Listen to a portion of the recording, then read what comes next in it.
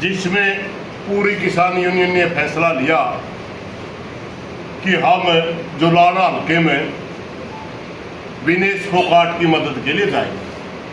आज का हमारा आपके बीच में बात करने का मकसद ये है, इलेक्शन आएंगे जाएंगे, राजनीतिक लोग हारेंगे जीतेंगे, विनेश फोगाट को जिताना समाज की बहुत बड़ी जिम्मेवारी है, क्योंकि ये हमारे समाज का एक चेहरा बन चुकी है। जिन ताकतवर लोगों के खिलाफ छोटी छोटी महिला खिलाड़ियों के यौन शोषण के खिलाफ आंदोलन में ये खड़ी हुई और जिस तरह की इन्होंने कुर्बानियां देनी पड़ी, वो बहुत बड़ी चीज। इन सारी बातों को लेकर के हम हल्का जुलाना के किसानों और मजदूरों से प्रार्थना करने के लिए आए हैं कि विनेश को जिताना इसलिए जरूरी है क्योंकि कभी जब भी कोई समाज के खिलाफ कोई घिनौनी हरकत करता है, अगर उसके खिलाफ खड़ा नहीं होया गया तो समझो समाज मर जाएगा। इसको इसलिए भी जिताना जरूरी है कि पूरा हिंदुस्तान ये देख रहा है कि जिस विनेश के साथ इतना बड़ा छल किया गया, ओलंपिक जैसे इवेंट में 100 ग्राम का वेट बढ़ना, ये संभव नहीं है चीज़ें, क्योंकि एक खिलाड़ी के पीछे पूरा स्टाफ होता है। उनके डॉक्टर कहाँ थे, उनका डाइटिशियन कहाँ थे, उनका फिजियो कहाँ था, कैसे बढ़ गया वेट? ये एक बहुत बड़ी साजिश का हिस्सा है, क्योंकि ये प्रधानमंत्री जी के खिलाफ खड़ी हुई थी आंदोलन में। ब्रजभूषण के खिलाफ इन्होंने FIR की मांग करी थी, इसलिए सारा खेल कराया गया। इसलिए आज हमारी पूरे किसान और मजदूर समाज से हाथ जोड़ के प्रार्थना है, इस लड़की को ताकत देनी है।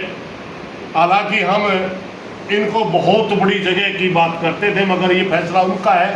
राजनीति में वो क्यों आई क्यों ना आई वो अलग चीज़ें हैं, मैं उसमें नहीं जाना चाहता, मगर ये आज समाज का चेहरा है। हमारी जुलाना हल्का से प्रार्थना है कि वो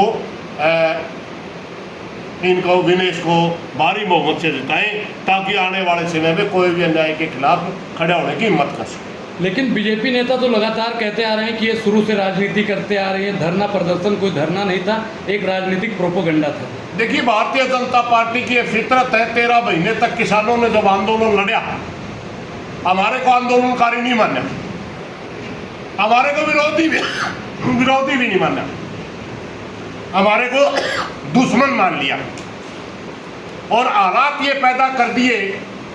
95% जिस समाज ने देश की आज़ादी के लिए कुर्बानी दी, उनको अलगाववादी, उग्रवादी, खालिस्तानी तक के शब्द कहे गए, आंदोलनजीवी, परजीवी तक के शब्द कहे गए। भारतीय जनता पार्टी वालों की सबसे बड़ी कमजोरी ये है कि वो इन छोटी छोटी बच्चियों के आंदोलन से डर गए थे और डर करके इन्होंने एक ब्लेम लगाना शुरू किया कि शुरू से राजनीति कर रहे थे। हम इनके आंदोलन में गए हैं, कोई राजनीति नहीं थी वहाँ।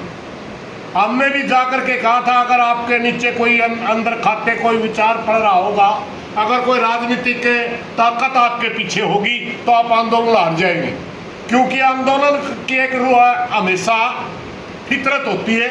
आंदोलन वही कामयाब होता है जिसके नीचे दूसरी तरह की स्वार्थ नहीं होता।